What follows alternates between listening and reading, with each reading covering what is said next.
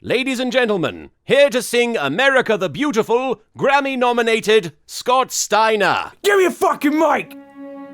Oh, say, can you see by the dawn's early light when so strongly afflicts kisses pecks it's their best with strong back and big legs. I could lift Hulk Hogan over my head, 'cause he's not incredibly fat. Unlike that small Joe, he's so fat. From the land of the freak and the home of the big bad booty daddy. And I think Triple H one touch crap. I'll come down there and show what a real man's like. 'Cause Stephanie knows she likes it from the big bag. A booty daddy. Look at this. Just look at this. Look at this fucking muscle, man. God, yeah. I don't know. I want you so big. You're walking backwards through the wall, doors, wall holes. And I think you want to come to my house and tell me that I can't do stand recliner. Well, you know what, Stephanie? Maybe you just need a real man. You know what I mean? A real man? You fucking look at me what I'm trying to do, boy. I'll spy in your shoes if I want to. I've wrestled countries. And you know what else I've done? You get my bags. You get my bags. Play ball.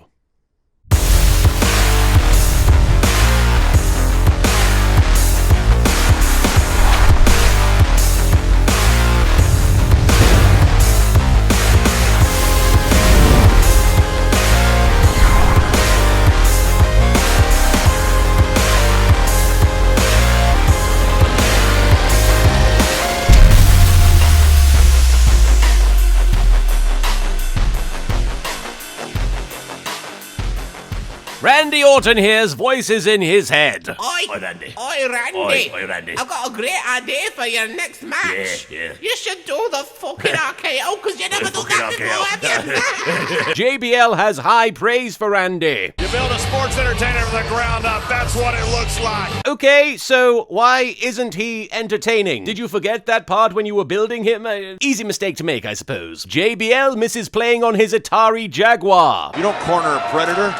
Predator corners you. Randy takes out J&J Security because nobody anywhere is tired of seeing people take out J&J Security, and then Randy gets psyched up to hit his finishing move, the George R.R. Martin. Seth Kickings rolls out of the RKO and then sets up for the Phoenix Sploosh, but Beth Phoenix isn't in the mood right now, so it fails. Seth tries to reenact a gif he once saw from American History X, but then Randy Orton goes AWOL from gravity and hits the RKO out of nowhere, and gets the win. How did he manage such an improbable move? It turns out he's secretly a goth Hogwarts princess, and he used Wingardium Leviosa. Buy yourself a bunch of wrestlers and treat them like playthings, forcing them to fight until their parts don't work anymore, and you have to stick them on the shelf until people forget you even had them in the first place. Also known as being Vince McMahon, Vegeta is at ringside attached to Ronda Rousey's chest. God damn it, Nappa, this isn't the UFC. Speaking of Dragon Ball Z, we then have an unnecessarily long and tedious flashback to the events leading up to the fight between Triple H and Sting. For the first time in the history of anything that matters and quite a few things that don't,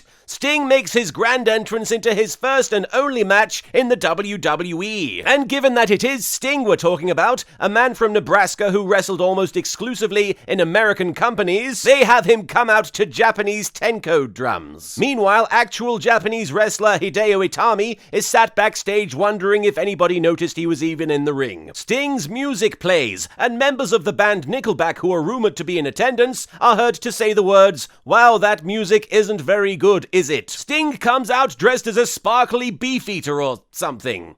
Well, whatever it is, it's not a Japanese man, despite what his WrestleMania entrance theme would imply. Then someone takes pity on the crowd at Levi's Stadium and nukes San Francisco from orbit. First New Jersey, now San Francisco. We're not going to have many states left by the end of the year, are we? Oh wait, it turns out that was just a shitty clip from the even shittier trailer for the most shitty Terminator Geneshit. That's shit spelled with a Y. Why? Because fuck you. The cameraman gets bored and starts playing his copy of Fallout New Vegas, and then the dumbest thing in the history of anything that has ever happened happens. Triple H decides to try and intimidate Sting by coming out flanked by Terminator statues from the Universal Studios ride that got torn down last year, while wearing a costume that looks like Tom Phillips' mother made it. However, Triple H neglects to realize that Sting is close friends with RoboCop, and if we've learned anything from video games, it's that RoboCop can tear through a Terminator without breaking a sweat. Now, if he came out riding Ed 209, we might have a different story here. Triple H walks down to the ring carrying a number of Terminator skulls. Oh, so he's a Terminator who's going through an identity crisis and thinks he's actually a predator. And then an emotionless robot appears on screen to support Triple H. And then once Roman Reigns has said his piece, Arnold Schwarzenegger does the same. At last, the torch has been passed from one politician to another. Michael Cole insists that the Terminator entrance was symbolic of something. I can only assume that it symbolized that this match, much like Terminator Genesis, would have been much cooler if it happened in the 90s. Badass manly wrestler Sting faces off against Triple H, and the crowd starts chanting that this is awesome, even though nothing has happened yet. Apparently, all it takes to impress a WWE audience is to never wrestle in the company and then show up with an anachronistic Asian entrance. Sting dominates Triple H at the start of the match, causing Jerry Lawler to transform into the announcer from the 1960s Batman show. What? What's this? Triple H is put into the Scorpion Deathlock, a move named after the Scorpion King's deathly performance at the box office, and then Degeneration X shows up to help out their erstwhile friend Triple H. Because if anything represents their anti-establishment and Rage Against the Machine attitude, it's Triple H, the COO of WWE, one of the biggest companies in the world. Sting! Don't do that! Triple H grabs the sledgehammer they keep under the ring just in case Gallagher makes an unscheduled appearance, and then a delusional Grandpa Terry runs out, closely followed by his carers, Scott Hall and Kevin Nash, who are carrying a bedpan and nightgown for him, desperately pleading for him to return to the hospital. Grandpa Terry throws acid into the faces of all those who oppose him, calling them a bunch of sorry moose tenderizers, and then he grabs Triple H's sledgehammer, claiming it to be a weapon meant for communists. He then starts violently making out with the sledgehammer, naming it Jillian, and Scott Hall and Kevin Nash are forced to stand there and watch while an old man makes love to an inanimate object. Scott Hall attempts to hit the razor's edge on Road Dogg, but Road Dogg miraculously adds a fourth move to his moveset, hitting him with a backdrop instead. The Cheesecake Kid Shawn Michaels comes into the ring and hits Sting with the Wheat Thin music right in front of the referee. But it's okay though, as the referee had already removed his retinas from earlier in the night during Triple H's entrance, and so he doesn't see anything. Billy Hammer hands the sledge gun to Triple H, and then Sting breaks Triple H's hammer in half by shooting it with his baseball bat. Jerry Lawler's Magikarp finally evolved. Minnow's just turned into a shark! Then the match culminates in a less than decisive victory, which involves Triple H just sort of rolling over and lying on Sting to get the pin. Symbolic of the Monday Night War, which just sort of ended when people stopped caring about it. Degeneration X celebrates with Triple H, while Grandpa Terry berates Sting for murdering his new girlfriend Jillian. Meanwhile, X-Pac suffers an existential crisis as he realizes that he's technically on both teams, but neither of them want him. Triple H stays true to his word and erases Sting's legacy from the face of the map by respectfully shaking his hand, which for some reason Sting accepts, even though he got clocked in the face with a fucking sledgehammer to lose the match. New, original series are coming to the WWE Network. Without a paddle star, and Allison Hannigan's former beard Seth Green is making South Park, only without the biting satire. It'll still bite, but for different reasons. The director of Jackass and Bad Grandpa is making a WWE show called Swerved. The WWE and Jackass are a perfect marriage of concepts, as while Jackass is a show about people occasionally once a week risking injury and then laughing it off if things go awry, the WWE is a show where people risk injury on a constant basis, and then if they raise a single peep about it, they get fired. And then Jerry Springer shows up to complete the trilogy of TV shows that have been ripped kicking and screaming from the 90s where they belong. Diva Search is returning in 2015 because apparently the WWE has done literally everything they can with their current Diva roster and needs to search for talent elsewhere that they can also showcase so effectively. Daniel Bryan celebrates winning the Intercontinental bumper sticker, and then he is interrupted by several legends, including Pat Patterson, The Maniac, Steamboat Willie, Ric Flair's credit card bill, and then Bret Hart shows up to complain about why the Intercontinental title isn't bright pink. Hey, Ron Simmons, what famous landmark provides electricity to Las Vegas? Damn! Skylar Grey, Travis Barker, and Kid Ink perform live in an attempt to appease the angered WrestleMania sign. Fortunately, the rest of the arena is spared, as the WrestleMania sign sees fit to only eat Kid Ink. He was a sacrifice that the sign demanded. A Mountain Dew commercial featuring a twerking dog and a breakdancing reindeer is still more dignified than Triple H's entrance. Pissamania is running wild down my leg, as I'm actually going to force myself to watch this Divas tag match. Heavenly Goddess with no flaw, Paige makes her WrestleMania debut alongside AJ, whose long and fruitful career with the WWE is likely to be bolstered even further by this extremely exciting and highly anticipated match. What's that? Oh, she left the company like a week later. Really, that's soon? Okay, first of all, you're fucking lying. Second of all, why are you naked? Oh. I think you vastly misinterpreted our relationship. Jerry Lawler is a drooling, barely functioning lech. I'm glad these two aren't mind readers, Cole. Why? I'd get my face slapped a lot. Yes, because you'd have to be a mind reader to want to slap Jerry Lawler in the face. It's not as if he's constantly saying perverse and douche-chill-inducing phrases like some sort of nightmarish pull-string toy. No, you'd have to be fucking Diana Troy to want to harm a hair on Jerry Lawler's head. Just for fun, let's try reading Jerry Lawler's mind right now! Babs, slap that bastard! AJ is so enthusiastic about her role in the tag match that means absolutely nothing that she gets knocked out at the beginning and barely takes part in it. It makes you wonder why she quit when she was given such a memorable WrestleMania moment. JBL knows the Bella Twins' dark secret. They have been twins for most of their lives. Because apparently, at some point they decided not to be twins anymore, and then changed their minds soon thereafter. AJ hits her finisher, the Black Widow, and gets stuck in a forced romantic subplot with Mark Ruffalo. Jerry Lawler is the straw that broke the camel's back. You know what the fear of giant is called, don't you? What? Fee-fi-phobia. Well, I didn't agree with you, JBL, but now I'm wearing orthopedic shoes. I stand corrected.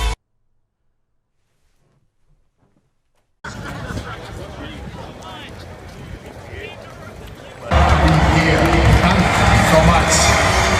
The bleach bomb, roof raising,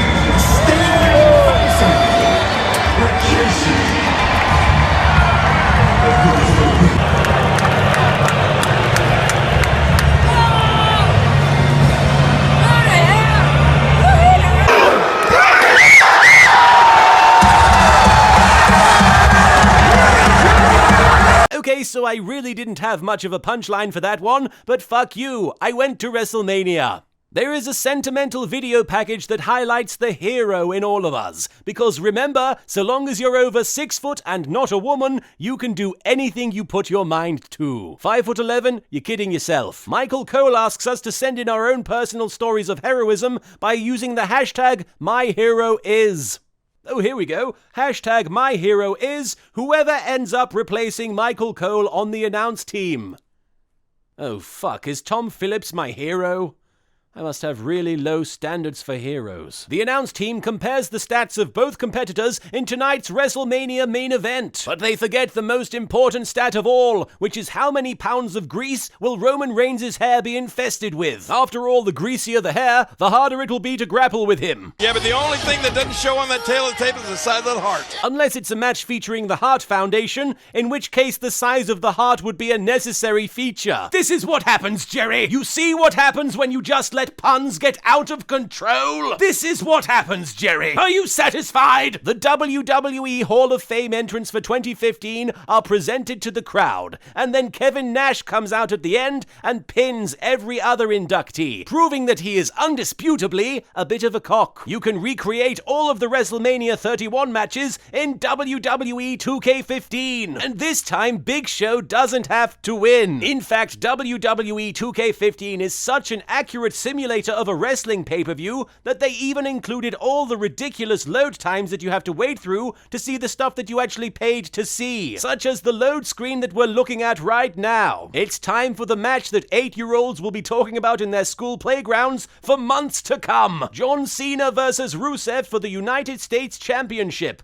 with the second stipulation that whoever loses smells of poo-poo, caca, and doo-doo, and their home country smells in a similar fashion. Russian soldiers lead the ravishing Russian Lana down to the ring while the Russian national anthem plays. And then up on the stage, several Russian artillery cannons fire a salute to their champion. Meanwhile, in the midst of a cocaine-induced stupor, the Iron Sheik narrows his eyes at the television set and says, "That's a bit much, isn't it?" The Russian national anthem manages to be less offensive to the audience's ears than Sting's entrance music. Rusev makes good use of his years playing Grand Theft Auto on the PlayStation 2 and spawns a tank in the middle of the arena. He manages to lose his 5-star wanted level by being in a John Cena match, which automatically stops things from reaching 5 stars. Before John Cena comes out, he is preceded by an American montage of various American presidents talking about how great it is to be an American living in America. If you combined the speech from Independence Day with the entirety of John Wayne's filmography, it still wouldn't be as patriotic as this shit. There's even a moment where we see all the US presidents combining to form Voltron. It's weird. Then, following this rousing montage of American pride, John Cena comes out and everyone boos the shit out of him. But they do it as Americans, united in their booing. Rusev insists that he be introduced first. That cold-hearted snake. Are there any depths to which you won't sink? Why won't you be nice? Like John Cena, who doesn't care when he is introduced, so long as introductions still occur. Fuck you, Rusev, you monster. I hate you so much.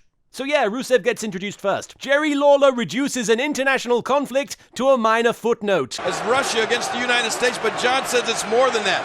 This is John Cena, personal against Rusev. Right, because the USA taking on Russia is far less significant than John Cena having a bit of a spat with a guy from Bulgaria, who happens to live in Russia now. Yes, that's a good history lesson. Cena and Rusev wrestle for a little while, which again is much less significant than two countries on the brink of war, and then Rusev takes a break to wave his flag around a little bit. Funnily enough, this still manages to be less offensive than the time at Wrestlemania 7, where Hulk Hogan used the American flag to wipe blood off his face. Apparently being a real American involves using the stars and stripes as a handy wet wipe. Cena gets Rusev in the prundle, and Lana attempts to distract him by throwing her shoe in the ring. I guess you could say she turned heel. Your fault. You make me do this. You! Rusev lubes up Farouk's asshole and starts to put Cena in the acolyte, but then John Cena reverses it and does a springboard stunner. Hang a tick. Did John Cena just add a new move to his arsenal? Let me just make a quick phone call. He's calling his people. Quiet, you. Hello, Satan? Yes, it's me, a wrestling fan. Yes, you're intimately acquainted with my sort, I figured. I was wondering, what's the weather like down there? Oh, cold, you say? Ice cold? Would you say that maybe hell is freezing over? Oh, you would. Fascinating. Has this ever happened before? When Christian became heavyweight champion? I suppose that makes sense. He's calling his people. I'm on the phone. Rusev accidentally knocks Lana off the edge of the ring. And really, what was she doing there? Trying to wrestle?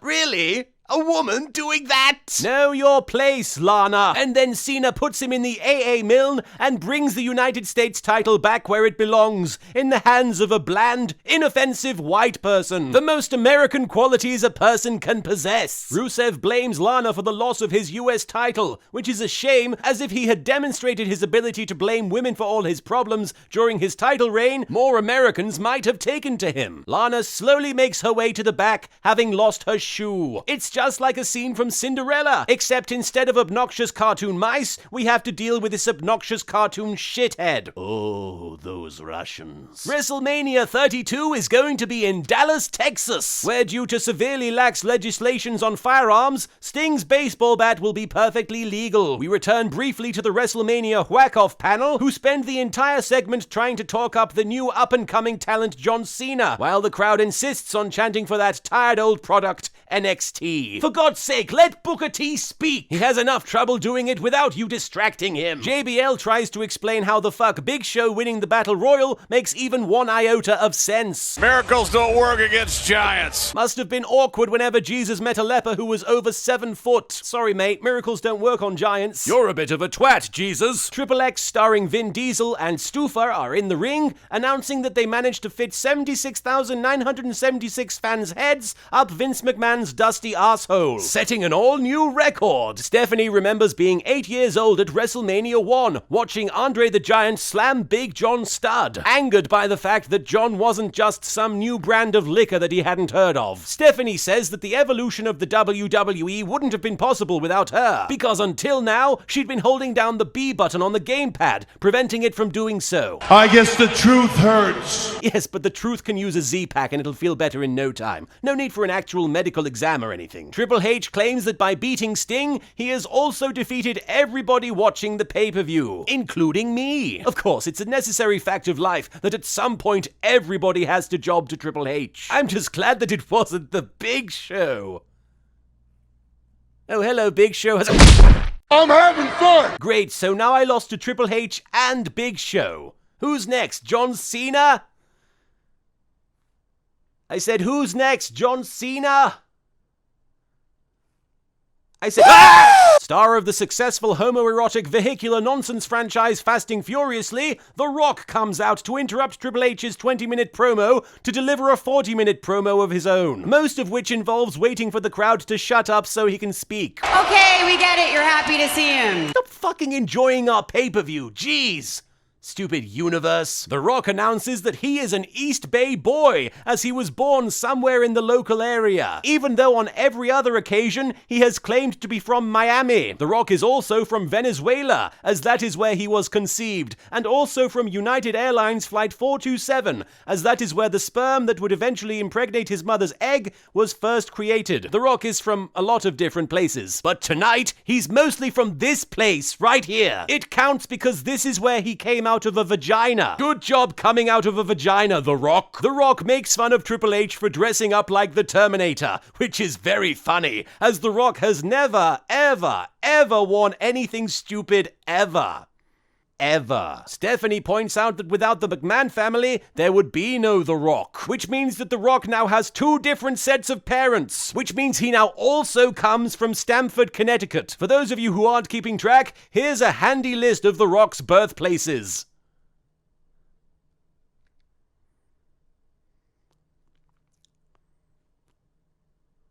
Guy gets around. The Rock finds himself by Stephanie as she slaps him, which makes this whole wrestling thing seem like some sort of violent soap opera, which is obviously a ludicrous comparison. The Rock steps out of the ring and acknowledges his OTP of Ronda Rousey and Vegeta. A bunch of half-naked men dancing around and pretending to be manly.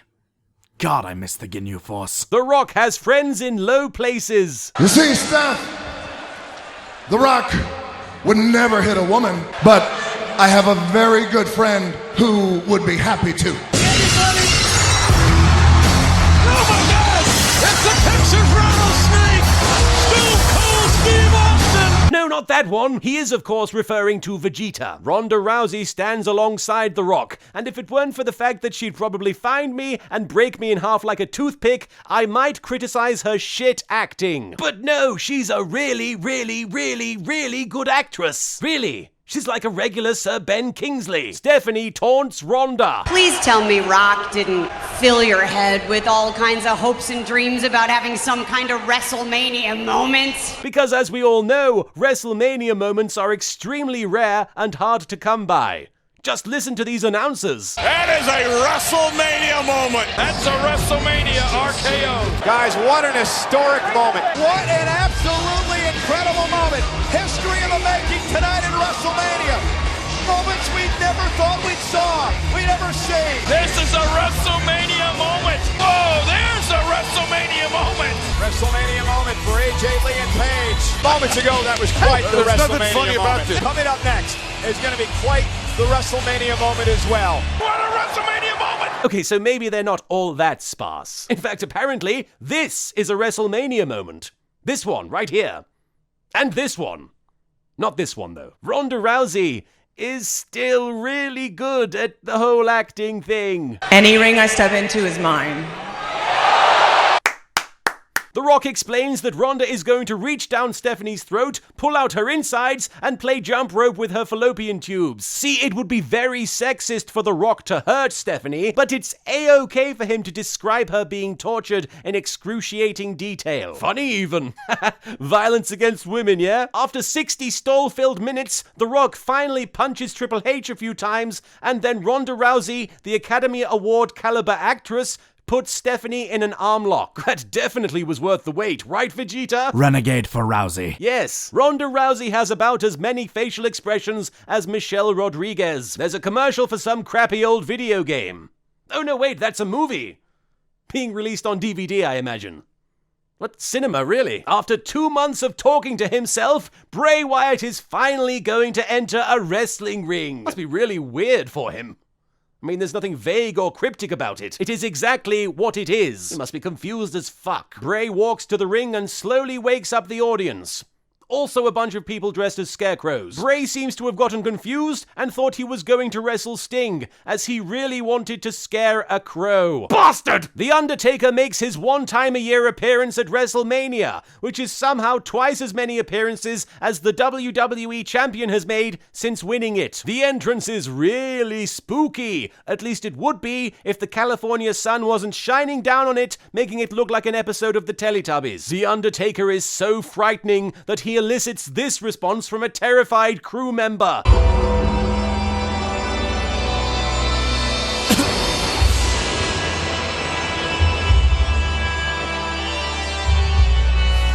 The Undertaker does like all of his old moves, which gets everybody very excited as they didn't think he could do them anymore. Meanwhile, Bray Wyatt isn't able to do any of his usual moves as he was injured shortly before the pay-per-view. As a result, this match immediately wins the Slammy Award for Most Ironic Match of the Year. Bray slowly gains the upper hand, and the announcers theorize that he might beat The Undertaker, to which Jerry Lawler responds, Guys, come on, just say no to negativity. yes, trying to predict the outcome of the match is being negative. Instead, let's be optimistic. I hope that literally everybody wins every match. There, not so cynical now, are we, Jerry? Bray does his creepy spider walk all the way up to The Undertaker, who responds with his own chilling display of sitting up. If only Bray had anticipated that The Undertaker would do this, he might not have been so taken aback. I mean, it's not like he was calling out his opponent for 2 whole months or anything. You'd think he might have watched at least one of the guy's matches before deciding to challenge him. Still, hindsight is 20/20. Or as Booker T would say, hindsight is...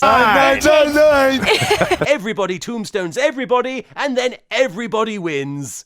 Yay! Chris Jericho is bringing his podcast to the WWE Network. The first episode will consist of 50 minutes of shilling for Me Undies, followed by 5 minutes of shilling the new Fozzy album, followed by 5 minutes of an interview you could have probably heard on anybody else's podcast. Extreme Rules is being compared to extreme sports, because apparently wailing on somebody with a fake garbage can lid is exactly the same as doing this. Speaking of things that have absolutely no business being compared to actual sports, the WrestleMania main event is here at last. Wank Pheasant Roman Reigns makes his 50-mile walk down to the ring through the crowd, which seems pleasantly short compared to the Triple H segment earlier in the night. The announcers question whether Roman Reigns deserves to be here or not. After all, he only won 2 pay-per-view matches and wrestled at every show for the last 2 months. Whereas Brock Lesnar totally deserves to be here, as he bothered to show up once or twice. Roman's mild smugness is elevated to never-before-seen levels as he poses in the middle of the ring and pyro goes off around the arena. Roman has achieved a level of smug Varna. He is the Super Saiyan of smug. He is Captain Smuggy O'Hare. Everybody goes ooh at the fireworks, but everybody at home is very confused because it sounds like they're going boo, but they're fucking not. So get that idea right out of your head. Everybody stops going ooh and starts cheering for Roman Reigns, the clear good guy in this storyline, but it's also very confusing because they start cheering for him right as Brock Lesnar's entrance music starts. It's almost as though they're cheering for the other guy. But that would just be daft, wouldn't it? Brock Lesnar's pyrotechnics are so afraid of him that they forget to go off until he's halfway to the ring. If you don't mind, I'd like to ask for a moment of silence for the pyrotechnics guy, who died shortly after the pay-per-view in mysterious suplex-related circumstances. Roman Reigns is introduced first, and the crowd starts booing wildly because they already know his name as they're such huge fans of his and they don't like being patronized. Paul Heyman's 15 seconds on the microphone to introduce Lesnar gets legitimately the biggest reaction of the pay-per-view, which is weird because it didn't require him to have a ridiculous Terminator-themed entrance. The match begins, and somehow Roman Reigns gets F5'd before the two wrestlers can even touch each other. Brock's face is bleeding, unless you're watching the Australian version of this pay-per-view, in which the blood is replaced by perfectly harmless flower petals. Brock suplexes Roman Reigns from one side of the ring to the other, but Roman Reigns' mild smugness cannot be broken. He continues to smile to himself the entire time he's being obliterated. It's kind of like that scene from Fight Club, where that guy beats the shit out of Brad Pitt, except that the plot twist here is that instead of a split personality, Roman Reigns has no personality. Brock hits the 73rd suplex of the match. Suplex City, bitch! Brock is of course referring to Frank Miller's Suplex City, a series of comics featuring Mickey Rourke suplexing a bunch of prostitutes. Walk down the right back alley in Suplex City, and you can find anything. Usually suplexes, though. Every time that Roman gets the slightest amount of offense in, the crowd starts going, "Do!" which is short for "Do more of that, Roman Reigns. We really like you." Brock suplexes Roman more times than a wrestling fan can count. So more than 10 times. Meanwhile, Brian Koo walks through the crowd telling anyone who will listen that there is a Roman Reigns kill screen coming up. Roman continues to simulate a sequence from Shadow of the Colossus until several hours into the match, he finally reveals Brock's weak point. Apparently, making him bleed tends to hurt him. Roman resists the urge to say, "If it bleeds, we can kill it," because he knows it will only encourage Triple H to come out with a Predator-themed entrance next year. Roman Reigns punches Brock Lesnar in the face multiple times, but apparently it isn't enough to finish him off, even though it is his finisher. Then Roman uses his finisher that isn't a commonly used move that literally anybody else can do, and that is enough to put Brock down for a 2 count. This is the closest that Roman Reigns has ever gotten to becoming WWE champion, and everybody in the crowd lets out a collective sigh of relief, except for Vince McMahon, who lets out a sigh of orgasm. Roman gets laid out by Brock, and now both men are down, which makes sense, as Brock must be exhausted from carrying Roman through this entire match. Booker T adds up how many times Roman has been suplexed. 9. Oh, come on, Booker, don't just guess. Use some actual method. Oh. That's actually right. Good job, Booker. Oh, shucky, ducky, quack, quack. Yes, nobody moves for a good while, a spot inspired by Big Show's career, and then Seth Rollins' music hits and he scurries down to the ring, carrying the golden briefcase that contains Ving Rhames' soul. At ringside, Roman Reigns' mother gets extremely upset, as she was hoping to see Brock tear the shit out of her son. Catharsis for months of diaper changing and mildly smug breastfeeding. Seth Cashings rolls in his Money in the Bank contract, and the main event is now a triple threat. The 3 threats in this instance being the members of the commentary team, threatening to remove all tension from the match. Everybody hits everybody's finisher at the same time, creating the Super Curb F-Stomp. It makes absolutely no sense, but then that never stopped Booker T. Or this. Seth Winnings rolls the WWE Championship by pinning Roman Reigns, after whispering something into his ear as tribute to his favorite film, Lost in Translation. Speaking of Lost in Translation, JBL reacts. First time in WrestleMania history, someone's casting Money in the Bank and walking out! Seth treats the WWE title with about as much respect as anybody who's held the Intercontinental title by whirling it about his head like a dead cat. And Michael Cole closes the show by describing it as the greatest event in live entertainment. And then he turns off his private feed to the Swedish women's volleyball tournament and says, yeah, that WrestleMania was okay, I guess. And so another WrestleMania has come and gone. And all I can do is think about the many touching moments that we've shared with the WrestleMania sign. Let's relive those right now.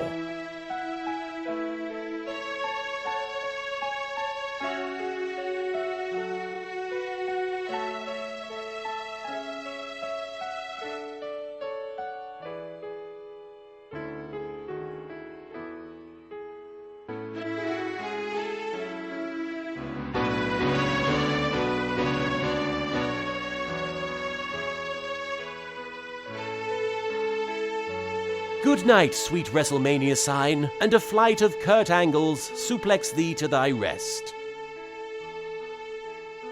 That is a WrestleMania moment. That's a WrestleMania RKO. Guys, what an historic moment. What an absolutely incredible moment. History in the making tonight in WrestleMania. Moments we never thought we'd saw. We'd ever see. This is a WrestleMania moment. Whoa, there's a WrestleMania moment. WrestleMania moment for AJ Lee and Paige. What a WrestleMania moment. 31! We had an awesome time being here. Thank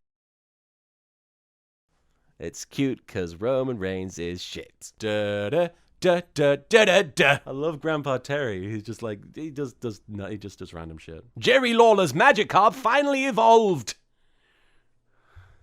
Bitch. Meanwhile, X-Pac suffers an existential crisis as he realizes that he's yes. What's that? Oh, shut up, Mozzarella. I'm talking. Are you sure about that? Yes. Why are you naked? Oh, I see. Chill-inducing nightmare. Oh, fuck. That's my tongue. Enjoy that. So long as you're over... That's the lesson. Michael Cole. You can recreate all the WrestleMania 31 matches in WWE. That's the name of the company now. WWE, but it even includes all the load times that you have to wait through to see something. What? And that, shush, the Russian national anthem manages to be less offensive to the audience's ears than something. Fuck. Manages to be less offensive to the audience's ears than fucking. Apparently being a real American involves using the stars and stripes as a handy wet wipe. Rusev lubes up Farouk and starts to put Cena in the acolyte, but then John Cena in... JBL tries to explain how the Battle Royal winning the Big Show... That also doesn't make sense. Even though on every other occasion, he has claimed to be from... To introduce his client Baroque Fuck. It's kind of like that scene from Fight Club where Brad Pitt? What is it, like a Knight Rider Pulp Fiction? He wasn't in either of those. What am I saying? It's kind of like that scene from Fight Club where the guy beats the shit out of Brad Pitt. He beats the shit out of a broom, apparently.